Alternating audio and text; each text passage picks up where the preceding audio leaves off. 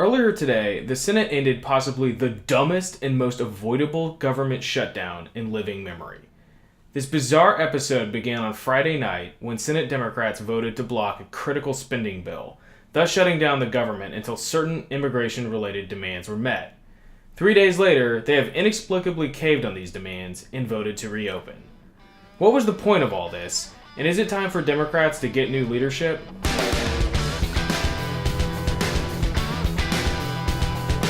So here's a quick recap. A week before last, moderates in both parties had come to a rough consensus on both federal spending and DACA, the Obama-era immigration order that President Trump rescinded last year. If you recall, Trump held a meeting with leaders from both parties, saying that he wanted a bill of love and that he would take the heat on immigration reform. Then, one day later, he seemed to change his mind.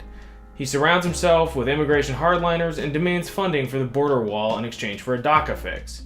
This is the same meeting where he made his now infamous shithole countries remark, and after that pretty much everything fell apart.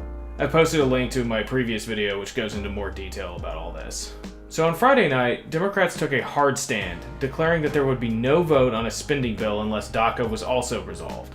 For the liberal Democratic base, this was a big moment, a dramatic display of the party standing up for its core principles and repudiating President Trump. And then today at noon, they gave up. They got no meaningful deal on DACA, and they gave Trump and the GOP a clear victory. I just want to say, I'm not trying to be biased or partisan here. That's not the point of these videos. But that said, this was a massive, almost inconceivable error in judgment. I'm trying to come up with some sort of analysis where this whole shutdown saga makes sense, but I just can't. What I am guessing happened is two things.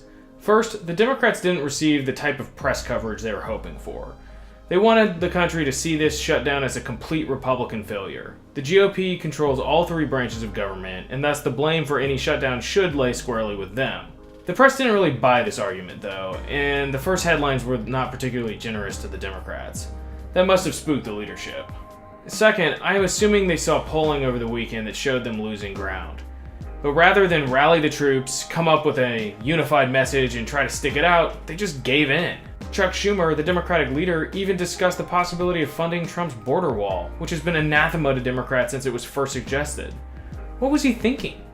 The message to the Democratic base is essentially, we'll go to the mat for you until it becomes mildly uncomfortable. Why go to the trouble of electing a Democratic majority if this is how they're going to behave? They have squandered their lead in the polls, thrown cold water on their activist base, and blunted their negotiating power down the road. Rank-and-file Democrats have got to be asking themselves if they can do better than this.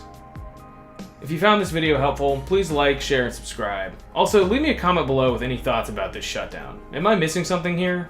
Until next time.